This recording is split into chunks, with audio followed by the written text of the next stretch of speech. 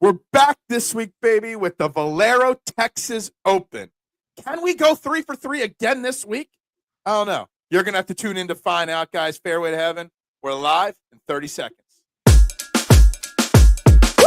Pop, pop, pop, pop, pop, julep. Pop, pop, pop, pop, pop, julep. Pop, pop, pop, pop, pop, julep. Pop, pop, pop, pop, pop, woo!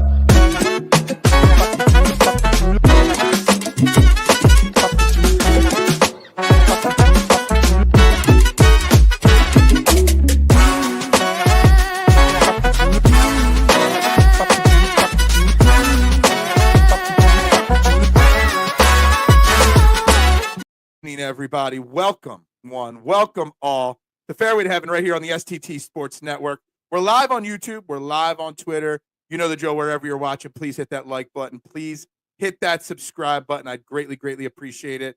As we continue the march to 500 subscribers, we're 20 away, guys.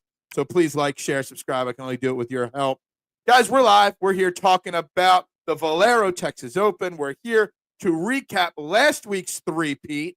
We're here to give the biggest congratulation, not to Minwoo Lee for winning last week, the Texas Children's Houston Open, but for Minwoo Lee's caddy for convincing him not to hit it out from under the tree. That right there in and of itself was amazing. Guys, we are here. I'm Phil Stiefel. We got Jason Sullivan there. We got Steven Fuentes on the other side there. Gentlemen, good evening, and hope you are doing well, and I hope you're all counting your money just like me after a three-peat. As all three of us were all on Minwoo Lee. I think literally 70% of the golf betting community was on Minwoo Lee last week. I'm giving you guys all the credit. I was doubting. I thought about it, and I was like, no. And then you guys convinced me on the show, and I took the bait, and it worked. So thank you. Yeah, you're welcome on that one, Steven. It was you texted me on Sunday about hole 9. You're like, yo, he's got this, right? What could go wrong? And I said, same thing. Hole 16 can go wrong. And what happened? Plunk on that ball. First tee shot right into the water. No, I was like, oh my God, did I jinx all the Minwoo community by texting both of you guys the same thing? But he was the guy all week. Even with a Friday like what Scottie had, a weekend like what Rory had. You had Valimaki and Woodland going 8 under on Sunday. So, you had all the recipe for Minwoo to collapse, and he almost did, but he got the much-deserved win. I'm watching last week's Sunday round, and you got Scottie charging, like you said, Steven, and everybody else pushing forward. And I'm just watching Rory, because you guys know I'm all about Rory winning the Masters and all this year. And I forget, I don't know if it was hole 16. It was one of the par 5s. Rory was 290 out on his second shot. And just like classic 2015 Rory, hit a 3-wood within like 8 feet of the cup. And he made the eagle putt. And I'm just like, man, how am I going to put every penny I have into Rory next week to win the Masters? We talked about last week on the show, Jason, about whether it was just a tune-up for the stars or are they really trying to win it or whatnot? Scottie and Rory tried to win that event last week, Jason. It's funny because I think maybe at the beginning I felt like Rory, especially, I think he was like T54 after the first round or something like that. Looked like he was coasting a little bit. And then it's just like, I think to me it just showed like when those guys put the pedal, to the metal, for lack of a better term, like they're so good. And like it's almost to the point right now where I think Andy Lack and Barrow were talking about on their show. It's like, how do you bet anybody next week and feel good about it besides those two? Like, it's really tough. The thing that it got me thinking to like flip the script a little bit, because we were saying, are they just like working on their game and tuning up? This is not like spring training in baseball where a pitcher's just going to go out and just throw curveballs today or just throw their sinker today. Right. Tuning up for a golf tournament means going full bore and taking full swings, trying to hit it, and make as many birdies as possible. So Rory and Scottie just proved, to tune up for the Masters is to go out and win, right, Steven? Absolutely. And it's almost like they put themselves in situations early on Thursday and Friday to be like, all right, let's see if I can get out of this so that, come next week or in 2 weeks, I have a shot planned or something that I can write down to compare it to. Absolutely. And so, and it's funny. We talked about last week how this week the Valero Texas Open, we're down in San Antonio, TPC San Antonio. The top of the board is much more intriguing, exciting. A lot more bigger names this week are teeing it up versus last week. Whereas last week it was obviously the top two and then everybody else. There's no Patrick Cantlay or Hideki or Ludwig Oberg just working on their game this week. It's shown that there's a lot of big names have gone out and tried to win this specific event as a way to get tuned up for the Masters. So are we, Jason, are we flipping the script? Are you back to thinking that everybody's in it to win it this week? Or are you still going to see you switched it and then you okay. No, I think I'm going to stay with what I said last week. I think they're trying to get their games right. I think one of my bets this week, little spoiler, is Hideki. And I just feel like that guy could either win or we're going to see a second round WD written all over this one. Because he's a guy that's obviously had success at Augusta before, had success here too. But I could just see he starts a little bit slow and he's gone. So I don't know. It's tough this week's tough. I feel like, yeah, there's bigger names, but there's not the Scottie and Rory where you're like, okay, these guys are obvious plays who now what else? It's like, I kind of feel like this week more so than any other week, there's a lot of great golfers that are bet only golfers because of what you just said about Hideki. And there's a lot of great golfers that are only DFS plays, but not bet plays. Yeah. I think there's a clear divide. Like normally my 5 or 6 bets are locks to be multiple clicks in my player pool. That's not the case this week because of that, Steven. Did you get what I'm getting at there? Yeah, I one of those guys, not to spoil it, but is for me, Keith Mitchell. Yeah. My dumbass bet him, and I wish I, would not have and done the, the reverse and play him. And he's probably great. He's going to be a great DFS play, I think, this week. But, he's not going to go out there and win this thing, the more that I looked at it. But there's definitely guys other guys like that you can do that with this week. Correct me if I'm wrong. I believe I read somewhere. So everybody that was within the top 50 after last week's event qualifies for the Masters. If you get into the top 50 after this week, that does not put you in the Masters. If you're not in the Masters already, the only way to get into the Masters is by winning this event, the Valero Texas Open. So guys in that, I don't know, certain range there on that board, those 7Ks and stuff, this is their last chance to go to Augusta. Even higher. There's guys like Siwoo, that's not in. It's like that's a lot of pressure for a week. There's a lot of pressure for a lot of guys to get to the Masters. So there's a lot of guys that are. Does that make you go? Like golfers kind of have that little mentality. They just like to stick to a certain way of playing. But I kind of feel like it makes you have to be a little bit more aggressive this week if you want to play next week at the Masters. You have to. You got guys like Tom Hoagie, who's sitting right on the outside, who you never know. If he gets hot with the putter, he can go out there and win something like this, where maybe you do get a few guys who do withdraw, like Hideki, who is like, what, screw it. I'm just not on it. I'm out of here. So you might be able to get lucky. Some of those guys who are sitting there in the 50, 60, range right now. That's a great example too. I think Siwoo was one too, but I think Hoagie's a really good example of that. Any given week, if his irons are dialed in the way he can, he could easily win this week. Yeah, absolutely agree with you. There's a lot of guys that could win this week. I think TPC San Antonio, it's kind of one of the more boring TPC courses on tour. It's not really, there's not much flash. There's not much, pomp and circumstance about this course. It's a pretty basic second shot course, in my opinion. Par 72, 7,400 plus yards. Jason, tell us a little bit about TPC San Antonio, the Oaks course, and what the golfers are going to expect this week. Yeah, it's a long course, but that number's a little misleading. I don't think it plays quite as long as the 7,400 yard mark. But par 72, Polo Trivialis greens, we're seeing a lot like we did last week. Very limited rough again, kind of similar to what last week was. It's all going to be shaved down. Around the green, I think is going to matter a little bit more than it did last week, because last week we just saw guys were chipping and putting was relatively easy. So I think this week's going to be a little bit different. One thing about this course that really sticks out to me, I think, is actually two things. Is one, that the par fives are extremely tough here. They're not drivable par fives at all. They're extremely tough. So if you can score on those holes, that's going to be a huge advantage. And then the other thing is course history. I think course history is real sticky here. Yep. So that brings into equation Akshay Bhatia and, the defending champion. A lot of course history for me does matter this week. Bhatia won last year at this event in a playoff. Wasn't this the event where he dislocated his shoulder, popped it back in, and then won the playoff again last year?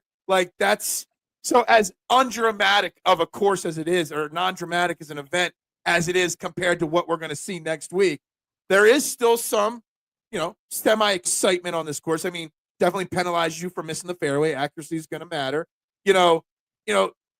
Was it Steven? Was it you or Jason that said you're kind of feeling a vibe of a Bhatia, back-to-back champion here at an event like this?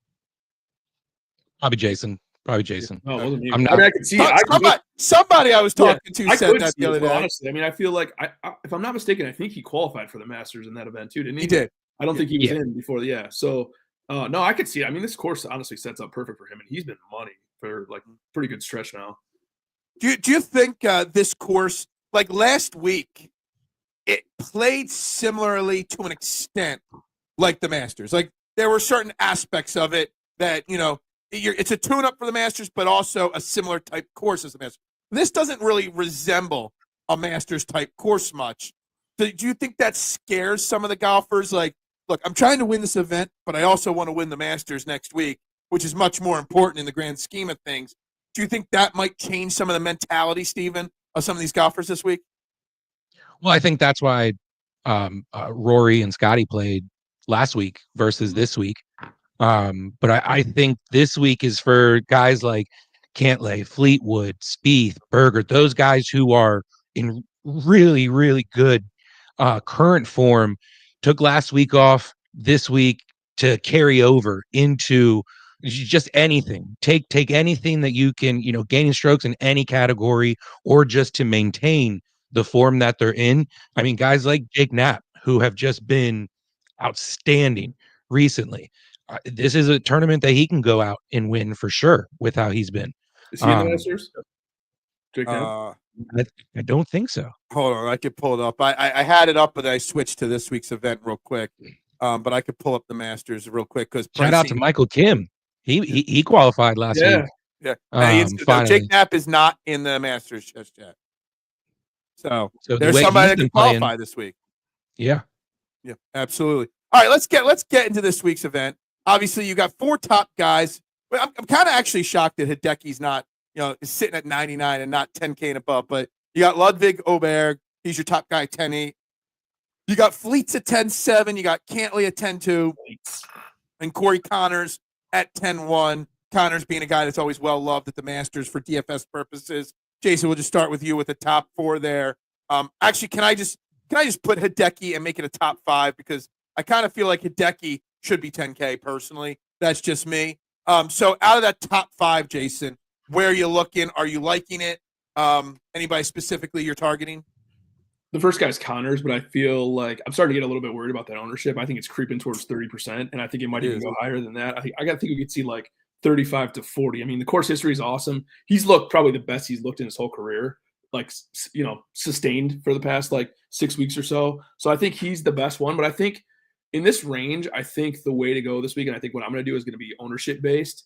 I feel like if you're going to be getting Ludwig at a 11, 12, 13%, something like that, you almost have to play him. I mean, he wouldn't be here if he wasn't trying to win. And I feel like in this range, there's nobody besides Connors that really stands out. So I'm going to go ownership based, I think. Yeah. Steven? I think Ludwig's got a lot of proving to do. Missing the cut at the Players. A lot of people are very high on him at the Masters. So I think this is really a big week for him to just prove to people like the 3 of us that no, the Players was just a one-off sort of thing. I'm going to be ready. But my favorite play in the 10K is Patrick Cantlay. I just think all aspects of his game are clicking. That TGL win, you got to celebrate last week with the Atlanta boys, but he's accurate. He's got distance. I think total driving is key this week. And he goes out and does well. T5, T10. Who knows what he can go do at the Masters? What's up, Joseph? How you doing today? Yeah, we all had Minwoo Lee last week. And Steven just mentioned Patrick Cantlay. That was the first bet I made this week, was Patrick Cantlay. Not my biggest bet, but my first bet I made 22-1 was Patrick Cantlay. Same reason why Jason's saying Ludwig Åberg with the lower ownership percentage. Cantlay's, sitting under that 14%. And Hideki is as well. And I know you guys mentioned, Åberg missing the cut at the Players. Same with Hideki missed the cut at the Players as well. The Players is one event. There's a few of them, but the Players is the first one this year that I don't count it against a player if they miss the cut. Yeah. Because TPC Sawgrass, if you're on the wrong side of the waves with the weather, one bad shot on one hole can completely ruin your tournament.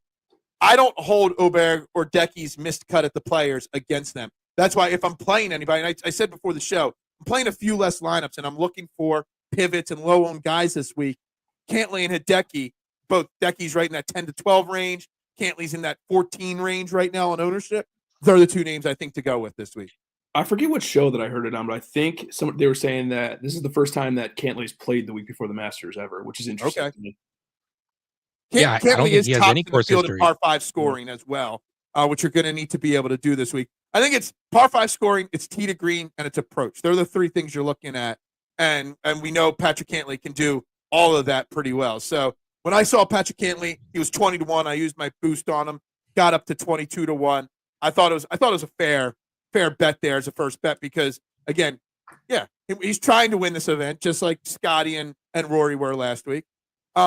Just below that, into that 9K range, I know we mentioned Hideki already, but you got Spieth, you got Keegs in there, you got the defending champion Bhatia, you got the top guy this week that it was a community win on Minwoo Lee. Every bettor was picking Minwoo Lee.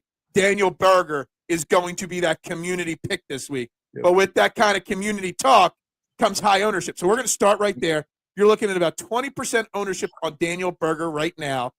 My guess it pushes closer to 25% when it's all said and done. Jason, yes or no, do you play Daniel Berger this week with that kind of ownership? I say bet him for sure. I did bet absolutely. him. Everybody needs to bet. Everybody even bet if him. it's a couple bucks. Everybody should bet Daniel Berger this week. I say no for the ownership just because it's a guy that what's his course history here? Does he have good course history? So he hasn't played here in the last 5 years. Yeah, he hasn't played here in a while, and he missed the cut in 2019. I mean, he's obviously a different golfer now, but I would say that's just easy fade for me just because of the ownership. I think that this range is loaded. I mean, there's so many. I almost like every single guy in this range. So I feel like, to me, I'd rather pivot off of him and go to obviously, actually, I think it's going to be pretty highly owned, but Spieth and Keegan also. So I think this range is loaded. Honestly, this whole range is loaded, but this whole range is also a lot of ownership that's not going to Cantlay and Åberg and Hideki, is going to Spieth, Keegan. There's more ownership between Spieth, Keegan, Bhatia, and Berger than there is anywhere else on this board right now. Which might be the pivot. I mean, everybody's building balanced lineups this week. That might be the pivot to go to one of these. Go to the top guy that's in the 9K range. Åberg, Where I have, just like everybody else, it doesn't make sense that Berger's getting so much hype. I don't know where his odds are now, but when I bet him at the start of the week, it was 40-1. Yeah. Daniel Berger. I'm sure. I'm assuming that's come down, but normally 40-1 guys aren't the highest owned projected guy, and also in that mid 9K range. Steven, what do you think? Do you play or do you skip on Daniel Berger for your lineups this week? I'm going to have him in very minimal lineups just because I'm going to play a good amount of lineups this week. But I'm with you guys. It's very big on betting him this week and staying away from him for the most part in DFS. And I just want to touch on one thing, going back to the Decky versus Ludwig. I don't penalize Decky at the Players because Decky's been a proven career winner throughout. He has his hiccups, but it's how bad Ludwig played on those par 5s at the Players, and just he really pissed me off, first off. So that's why I want to go back. And he's creeping in.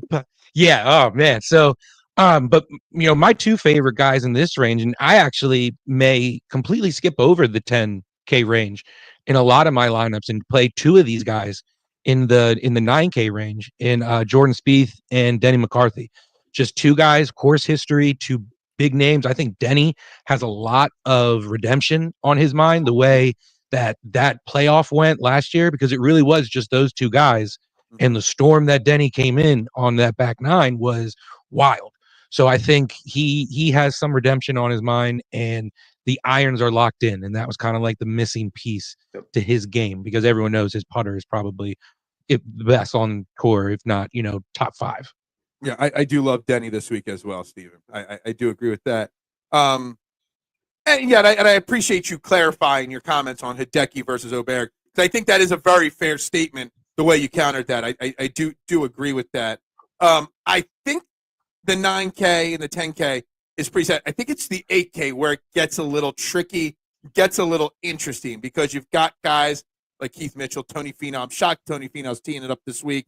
You got Siwoo. You got guys trying to qualify for the Masters. You got a Sam Burns that's sub 2% owned right now. You got a guy like Bud Cauley, who is another one of those great stories, so to speak, on the PGA Tour. So, Steven, we'll start with you in this 8K range. Where are you going in the 8K range? And are you like, we're shocked at some of the pricing, like Hideki being under 10K. I'm kind of shocked at how highly priced and low priced some of these guys are. I'm kind of shocked at how high Finau is in the 8K range. I know he did well last week, but I thought he would have been, kind of switched with maybe Burns. I know it's only $200, but that can make a difference sometimes, in some lineups. I like Sam Stevens and I like JT Poston in this range. The high range, Keith Mitchell, I think, is another guy who can go out and he's trying to prove something. I'm pretty sure he's on the outside looking in of the Masters as well. But those two guys, Sam Stevens, bomber, he's accurate. He's going to need that. And I think JT Poston's coming into form. He's only missed one cut in the last 13 starts. So those are the guys who are really revving it up for, the season. I feel like the season is like flying by, and now like the Masters are here. I'm so hyped for next week. Jason, as much ownership that's in that 9K range, outside of one or two guys, Sam Stevens being one of them, Siwoo Kim being another, there isn't much owner. Bud Cauley's like way huge clicks this week. I mean, we're looking at 25% on Bud Cauley, which is insane to me. Like, there's a lot of great pivot options, because you got a Tony Finau, who's a great golfer, not playing great, trying to get into great form. You got someone like Sam Burns, who's a great golfer, not playing great. I mean, the fact that Sam Burns could be under 2% owned this week is just insanity, but Bud Cauley's going to be 25% owned. A, who do you like in this range? But B, do you like the idea of taking some chances in this range? I do like the idea of taking chances in this range for sure. I think 25% Bud Cauley has missing the cut written all over it. You just, if you play 25% Bud Cauley, then you're not playing the game right. I'm sorry. I just hold on. Just I know he's going to probably be the second most popular bet guy after Daniel Berger. I didn't even want to bet Bud Cauley. I know it's a great story, but I'm not even wasting $1 on 55-1 Bud Cauley. He's a cut maker. He's always been just a cut maker. He's always been the T30 guy, T40. Like, he's never been this top 10 guy before. So that's got disaster written all over it. My favorite in this range is actually Tom Kim. He's first in the field in approach over the last 36 rounds, which is like huge for me, and especially on this course. And I feel like his game's kind of rounding into form. We haven't seen like huge spike performances, but I think I see a win coming for Tom Kim real soon. So he's my favorite. In this range, also, you got some guys with some good courses. Obviously, Siwoo's got the course history. Keith Mitchell does. Sam Stevens does. I'm also looking at a guy that only played here once, missed the cut, but also another low-owned guy. At someone like Jacob Bridgman, who a few weeks ago was playing really good golf as well. I just think there's so many great pivot opportunities in this range. Matt McNeely, Tom Kim, like you said, is a great play. This is the range where if you want to take a highly owned guy like Daniel Berger, you come down here and you pivot and you add somebody like Sam Burns or Bridgman who are going to be super low owned to balance out your lineup. Well, and Bridgman really, he was we talked about this with Michael Kim a few weeks ago. Like, he had one bad round. He played really well on Friday and missed the cut on the number. So it's like, I don't look at that as a horrible He's miscut. a good putter. He's good on par fives. He's top 10 in putting and par fives right now. Yep. Top 5 in overall shots gained total on tour the last 36 rounds. The only thing he doesn't do is he misses some fairways. And I know that's a problem this week, but, he's trying to win to get into the Masters next week. So I think that's almost like the goal here, is to figure out the guys that are trying to win to get into the Masters. You know what I mean? And really pivoted on that there Yeah. and taking a look at that. I also, like I said, I love Matt McNeely this week. Matt McNeely's just a guy that I don't know. Something about him, he really doesn't win a lot. He doesn't play great golf very often. But for some reason, certain courses, certain weeks, I kind of just feel are Mav weeks, and I feel like this might be a Matt McNeely week. You said that last week too. Did I? I don't Mhm. remember that. I have an Hey, update. I had a for one great of those week last week. guys. I don't care whether I hit or missed on anybody else. I had a great week last week. You've got an update. 6 hours ago, Jacob Bridgman withdrawal. Oh, Yep. well, there you go. So Let me cross him off. Oh, he wasn't on that side. He was on that side there. He's off. He's off. Done. He's dead to me now. Hold on. He withdrew. He's not in the Masters, is he? no, maybe he was too far out that he. Well, He's also all played he had to 1,000 weeks in a win row. to get into the Masters. He's played. You a can lot only of get weeks into the in a row. Masters now by winning. Yeah, this he's event. And he's another one of those guys, what Jason said, that has just been playing golf. might be gassed. A lot. He might You know be what's gassed. wild? I He's know he's not so this- gassed. He's willing to skip the Masters. You know what's wild? I heard this today. Ben Griffin has played 12 weeks in a row. It's insane. And is he in the Masters yet? Probably not. No, I He don't is think not. Nice, though. Max Gracerman's in the Masters, but Ben Griffin's not. he tweeted something. I guess Ben Griffin did. I didn't see it, but I guess he tweeted something that was like, "Yeah, I might play this week. I might not. I don't know." Look, he's got to be gassed at this point. Well, he starts. He's the top of the 7K range right there, 7,900 right there with Jake Knapp. So on week 12 in a row. Hold on, let's see here. I want to pull up his week by week thing here. He was 18th at the Houston Open, two missed cuts before that, but yeah, he did have that run of back-to-back fourth place finishes.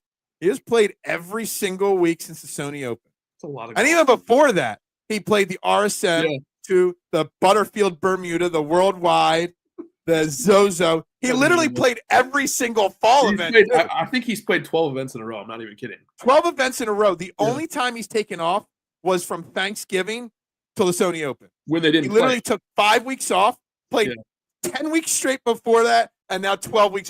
So he's played 22 of the last 27 weeks. It's a lot of golf. That is a lot of golf. How great would that be, though, right?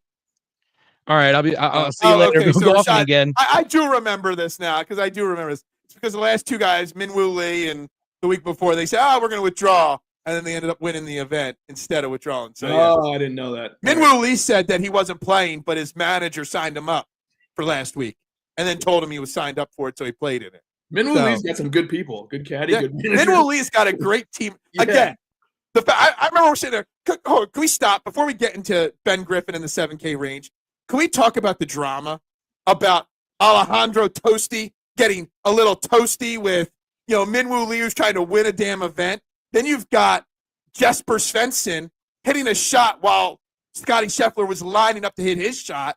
All on Sunday. Like, there were golfers all over on Sunday last week trying to piss off their playing partners. It was just insane last week, in my opinion. It's like Is Toasty out of line? People are getting that the master the master crazies, the scaries. That's what's going Toasty on. ain't The playing in the cheaters. Masters, I'm assuming. So, what do you think of that, Jason? And getting a little testy about. I know it took him a while to make a decision there, but come on, it's Sunday. There's no one behind you. You have no chance to win. Right. This guy's got a chance to get his first win, and you're getting a little testy with rules officials. Yeah, like you said, your playing partner's trying to win the tournament. So Yeah. I don't know. I thought that was kind of ridiculous, to be honest with you. Like he's in a situation and he's like probably trying to win for the first time ever. So I don't know. And Jesper Svensson, basically, That was Scottie fun. Scheffler was in between clubs. I think it was on a par 5, and I think he was trying to Yeah. go for it. And Svensson just said, F this, got it to the ball, swung and hit it. And he hit it in the water on the hole, too, Svensson. So that's what he gets, that little thing. But I don't think Karma. I'd be trying to piss off the jailbird in Scottie Scheffler on the course. I mean, he Hey, basically runs the Jesper. door. Jesper, that's Steve's boy. Yeah. I actually played him last week. Oh, Jesper Svensson.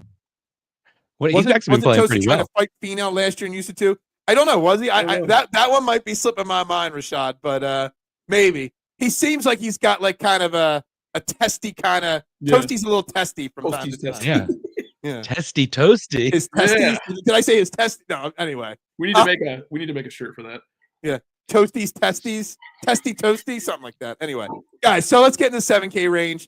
Wow, Matt Fitzpatrick must be really playing bad if he's in this range. Yeah, he's not I'm just good. looking at this range for the first time. Model darling Kirk Kitayama made the cut last week, in this range. Ryan Fox, who was somewhat in contention last week. There's a lot of names. You got the Valero Open guy, Charlie Hoffman, who's had great course history down here. So where are we going here in this range, Jason? This range is tough because ownership's all on the same exact guys. I originally liked Ryan Gerard a lot. I just feel like his approach, he's third in the field in approach, makes a lot of birdies. I mean, he's just like a really solid golfer. And so I liked Gerard a lot this week, but his ownership's getting a little crazy. Like a lot of these guys, ownership's all going in the same direction. So I'm a little bit torn on this range. One guy that I really like that I don't know, I'm going to check to see what his ownership is right now. 7%. Chris Kirk. I feel like he's starting to figure it out a little bit. He's been making some cuts again, and he has really good course history here. So Kirk's probably my favorite play in this range. Okay. Steven, where are you at in this range? Same with Jason. Kirk is my favorite, but I have a lot of guys. This is the range that I have the most guys in my list. Knapp, I like Justin Rose. Yep. I think if the weather and the winds get bad, he's someone who that's not going to play effect to him at all. Gerard, Isaiah Salinda, I think is one of those next up and coming guys who, if he can put all the tools together of the golf game, of his golf game, instead of just, one round being great. He played great last week, T11. He got solo 3 at the Mexico Open. Sam Ryder, any guy that's can putt, he's in this range. And then Valimaki, I think I told both of you guys on Sunday, he just reminds me of Sepp Straka of a few years ago. Which is a great comparison, I feel like. Yeah, he's right there on making a splash and making a name for himself and getting that win. So I like the amount of choices in the 7K range, but Kirk's my favorite. Okay. I'm going to throw a few names here. Victor Perez at 7,100, kind of like him this week. Alex Smalley, I think, is due for a bounce back this week as well. Very good grinder type player. Charlie Hoffman has had great success here. He's actually played. I wouldn't bet Charlie Hoffman. Oh, maybe. I'm getting back into first round leader bets, so I might throw a little first round leader on Charlie Hoffman, on Green Gloves Hoffman right there. And I know his ownership. I know you're talking about ownership in this range, Jason. I'm going to get different in the 8K range and go with the low owned guys in the 8K range, and someone like Lee Hodges, who might be in that 14, 15, 16% range. I think he's a good fit. And I'm going to throw one. If Sam Burns is in consideration at 2% ownership, how in the world do you not consider? I'm not saying I am yet, but how do you consider not playing Cam Young at less than 1% ownership? He is 7,100. Right now, his projected ownership is 0.9%. He is a broken man. He is a broken man who has contended at majors before. He used to be good. Like a year ago. This field sucks in comparison to the Masters field. He's already in the Masters. He's trying to get right for the Masters. You're telling me 0.9% own Cam Young. 110 to 1 Cam Young. Isn't worth a dabble? I didn't even know he was in the field. First of all, 110 to 1, absolutely not. But maybe DraftKings. Look at his like a 25 cent contest. Throw him in there in a crazy lineup. His past 5 tournaments, 4 missed cuts and a 61. I know. Not good. I got a little bit of a hunch on Cam Young. I'm just gonna say it. Which I got a little bit of a hunch on this guy. So, and yes, he's got a lot of missed cuts. Around the green's been bad. His tee to green's been bad. Let me tell you something. This guy was at one point very good golfer. All right. That's your market. You cornered the market and this guy used to be good, but now he sucks. But I'm going to play him and he's going to be good this week. Literally a year ago at the Valspar, he was second. It wasn't that long ago that he was playing great golf. It really wasn't. I mean, the Rocket How do you feel Mortgage about last Ricky? year, he was contending right up until about the I think it was the St. Jude when he fell apart last year. So it's literally been a couple months of bad play. I'm telling you, Scam Young is going to scam you all, and I'm going to win a GPP this week because I got Cam Young in my lineup, and he's going to finish top 5. You can play him on DraftKings. I just fifth place finish for Cam Young this week. There's just no excuse for how many smart people bet him. A lot of our friends that in this industry bet him, and it's just you guys are too smart for this. 110 to 1 is great odds. for a guy that's never going to win a golf tournament ever. Ever, I will bet you right now that Cam Young wins a golf tournament in the next 2 to 3 years, guaranteed.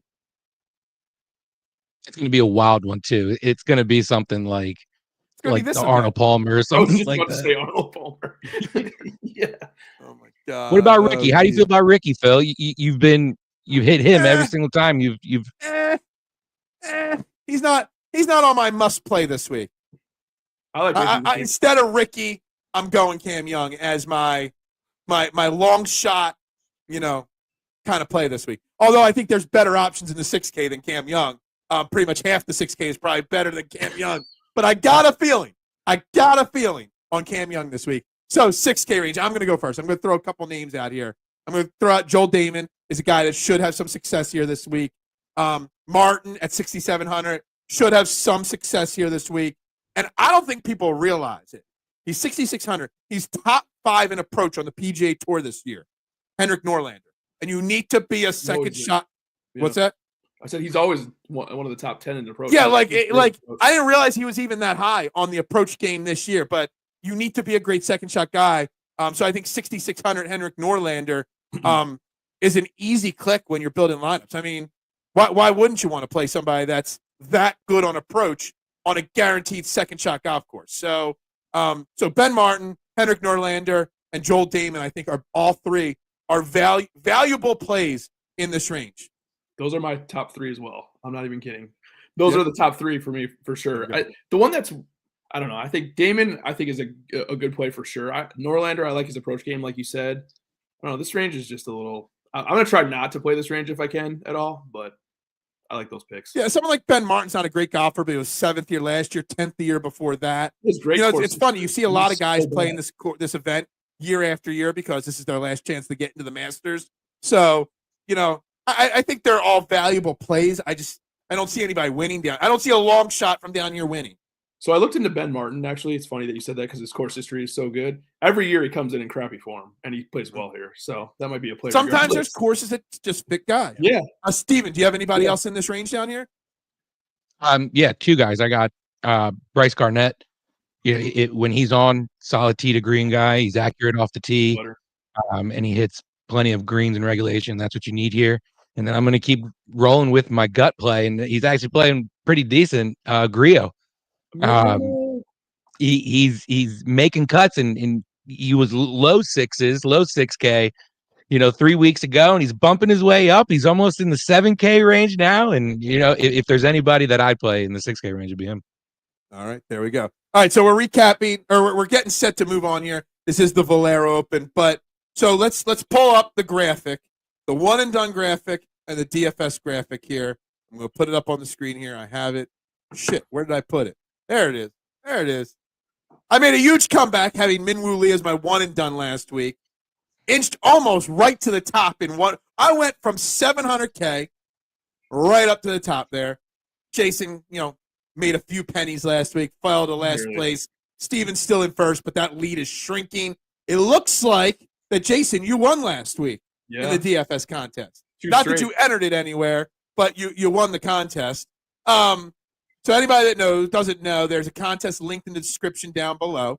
We run a contest, $3 to enter. You can join it. See if you could beat our lineups, sans Jason's lineup, because he won't be entered in it.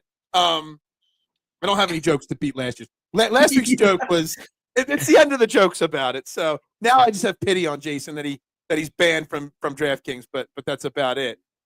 So Jason, as you're the guy that won last week, you get to pick the winner. And shout out to Josh, our guest last week. Unfortunately, he did not get the first guest win. So sorry, Josh, but thanks for coming on last week. Taylor Moore messed him up with his withdrawal. Oh, did he have Taylor Moore last week? Did he have more? Yeah. Oh, yeah. Man.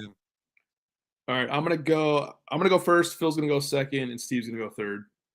Jason, Phil, Steve. All right, I got to switch my DraftKings page over to. Oh shoot, I gotta do some calculations. I'm gonna go. Akshay is gonna be my first pick. Akshay's your first pick. Yep. Going back to back with Bataya. There we go. That means I'm on the board. So I'm going to take some guys. How do I want to start this? How do I want to build this line? I haven't done any test builds this week, so I'm a little unsure of where I'm going to go to start here. We're gonna go Lee Hodges to start here. Ooh. All right. I'm gonna go with Denny. Denny. Like it. I was thinking of going Denny And- there too. I was looking at like 3 names that I wanted to make sure I got. And Spieth. Denny and Spieth going right to the top right off the bat. He's going straight Yep. to around the green and the Straight to the top with that. All right, I'm going to go with my top play, and that's going to be Patrick Cantlay this week with my second Gonna be pick. my only 2 guys that make the cut. Right. Who'd you go with? Sorry. I went with Cantlay. Cantlay. Okay. He liked his own joke too much. He missed your pick. Yeah. Isn't that like a violation? You laugh at your own joke. It's a total violation. I'm gonna go Victor Perez is one. We didn't talk about him, but I really like him a lot this week. I mentioned his then name. I got him on my list here. I like did that you? play. And then I'm gonna go Tom Hoagie as my second one. I actually placed a first-round leader bet on Tom Hoagie, just so you know. I like that bet. So 75-1 first-round leader. So I'm on the board again. I'm going to put my money where my mouth is. Cam Young, 7,100 is my third play. God. Third round pick. Yes, just so when this lineup crushes it, I can rub it in all your faces that Cam Young is why this lineup won. Listen, you probably could have waited till the 6th round on that one, but all right. I probably could have, but I just want to throw it out there right away. wasn't I don't picking want you guys to be like, I was lying. I really like your pick there. I'm going to steal him from you. I'm making sure I get the guy that I want right now. Best is that I play all of our lineups in like $1 leagues. So I mean, if he does great, hey, great. It'd be great It's for gonna me help you too. out so. anyway. He's going to win a There you go. GPP. Wait, hold on. That doesn't count because this only wins like a few bucks. If you win a freaking GPP because of my lineup, I better be getting 10%. Is all I'm saying. 10%. Wow. That's hefty. How crazy would that be? That'd be great. Let's go with Putnam I like that pick. It's a good pick. He's on my list. and He's on my Valimaki. Valimaki. Gotcha. You know what? I'm gonna go Norlander with my next pick. All right, where am I going to go? This is the question. Do you have your money counted up there? Do you know what you're doing? I think I do. So hold on. I need to do a little math. Hold on a second. Carry the 4. Carry the 4. Yeah. All right. I'm going to go Corey Connors with my first pick. Nice. And then I'm going to go with Tom Kim with my next one. I'm kidding. Yeah, you said you liked him. Hopefully my Yeah. math is accurate on this one. If not, you are instantly disqualified and you owe us all $50. You can play if Akshay's points don't count then Okay. in your lineup. I'll still win, even with 5. Oh, that puts me on the board now. I'm going Sam Burns. I'm going with the all under-owned guy line. I like how in a 3-man contest you go like super GPP plays. You said you were going to get I'm creative. just trying to prove that I'm smarter than everybody else. Right. That's all. Yeah. Smartest guy on the block. That's right. All right. Give me Sam Stevens. I love that pick. And I'm going to go with JT Post The real JT. to finish it A off. real JT. Okay. All right. My final pick. Perfect.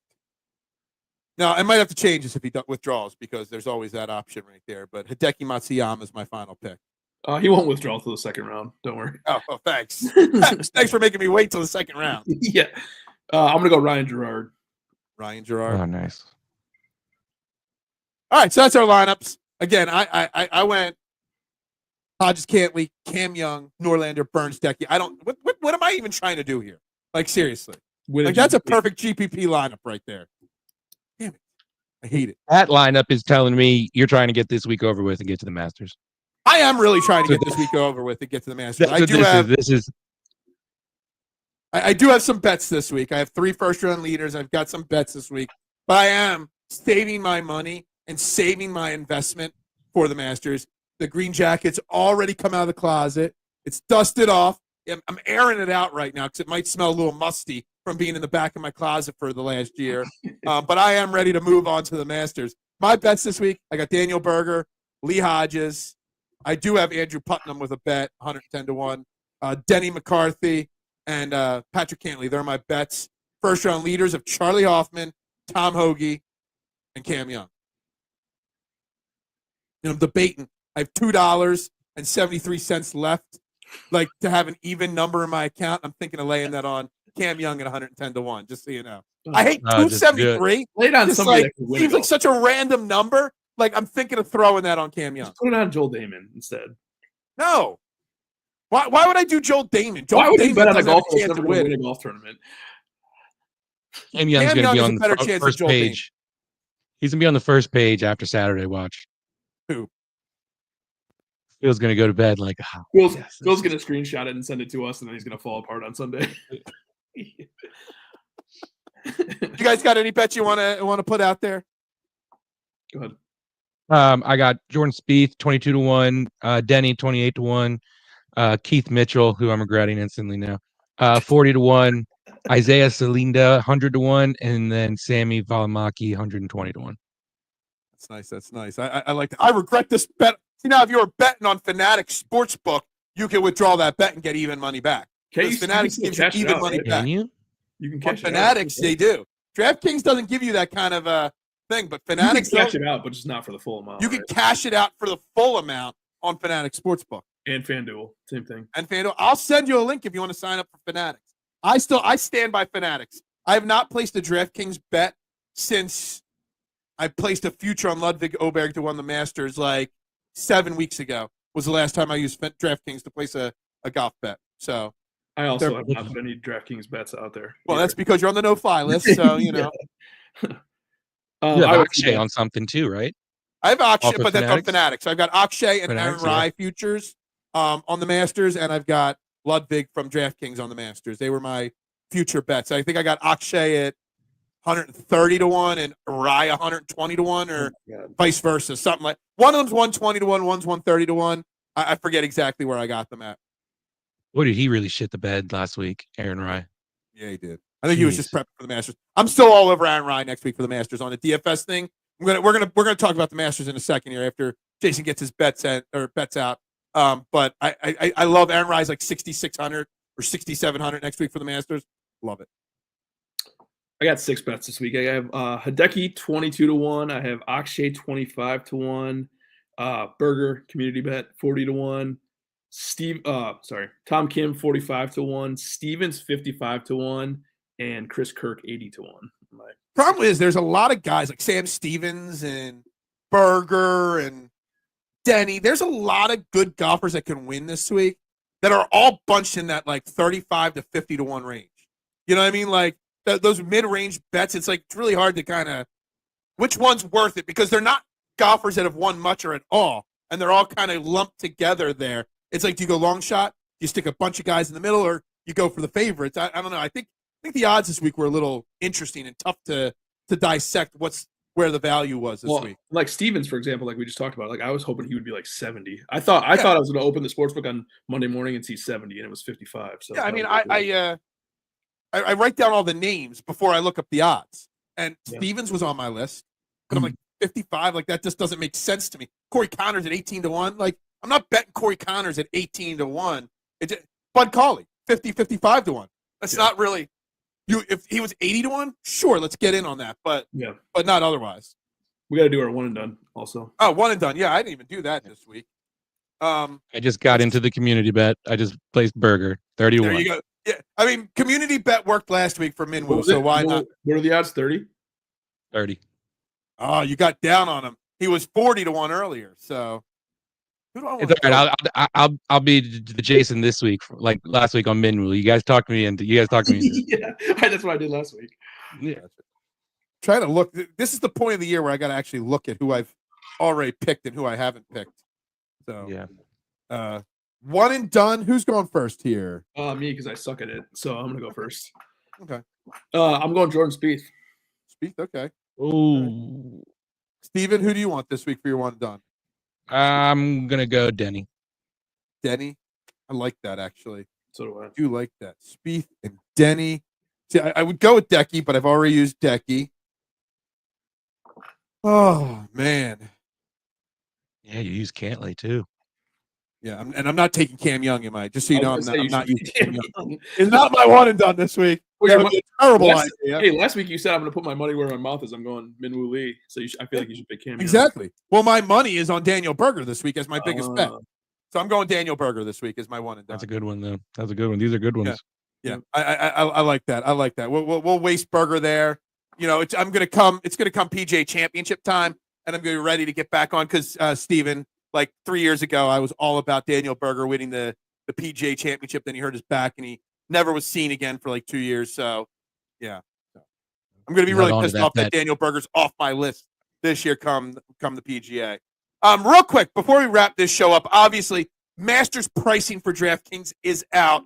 Scottie Scheffler obviously is at the top of the board at 12,400. There is no 5K range, but there's a huge gap.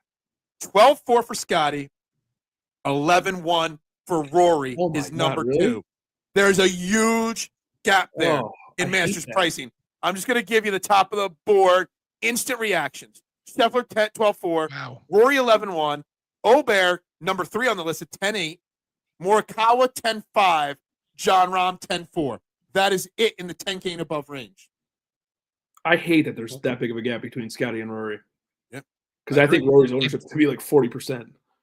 Yeah. Rory's ownership is going to be sky high. I'm shocked Oberg is number 3 on this list.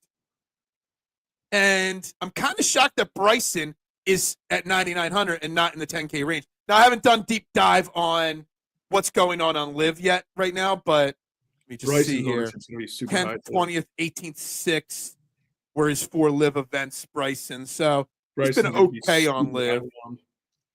I know he doesn't have great Masters history, Bryson, but Steven, what do you think of that top of that board on the Masters there?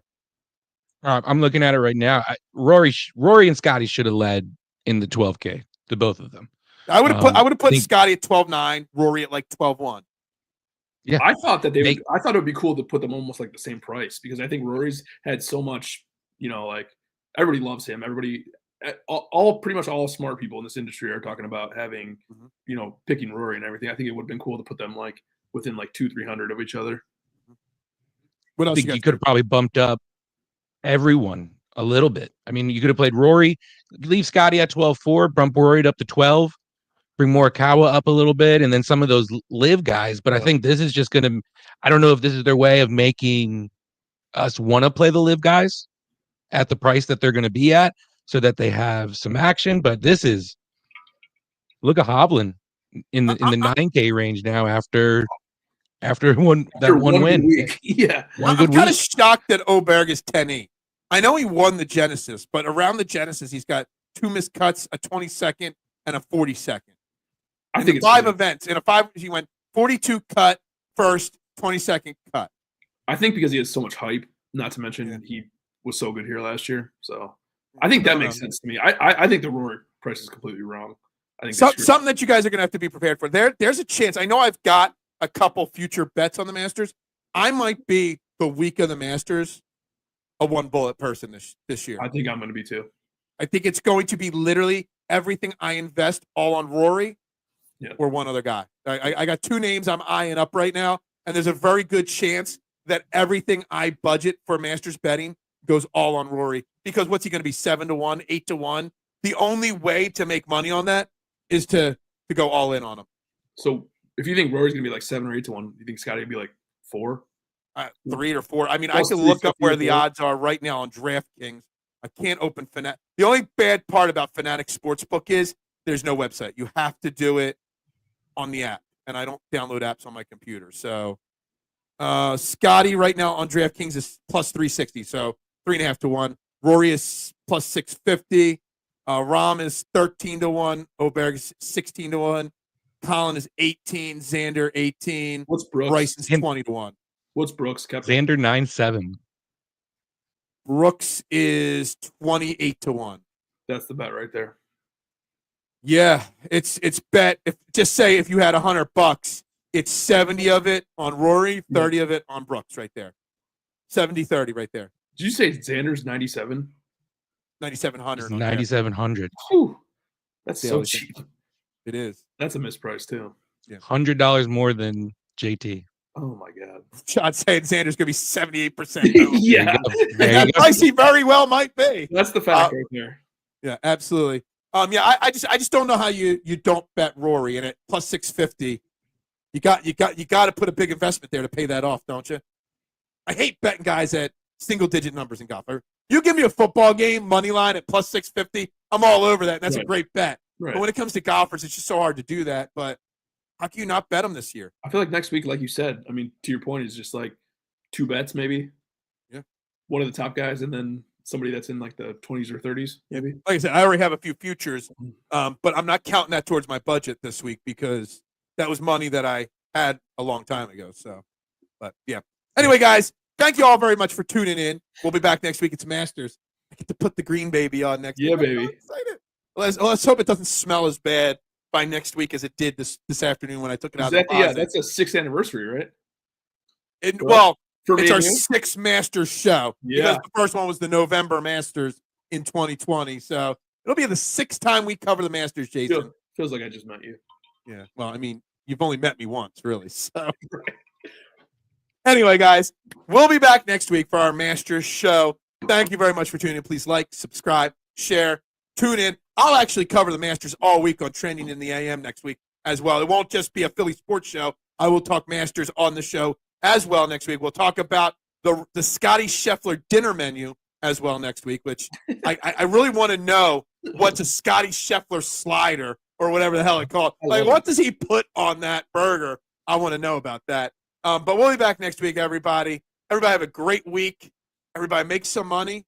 And it's as we always end every show. It's really, really simple. Just bubbles up, guys. Pop, pop, pop, pop, pop, julep. Pop, pop, pop, pop, pop, julep. Pop, pop, pop, pop, pop, julep.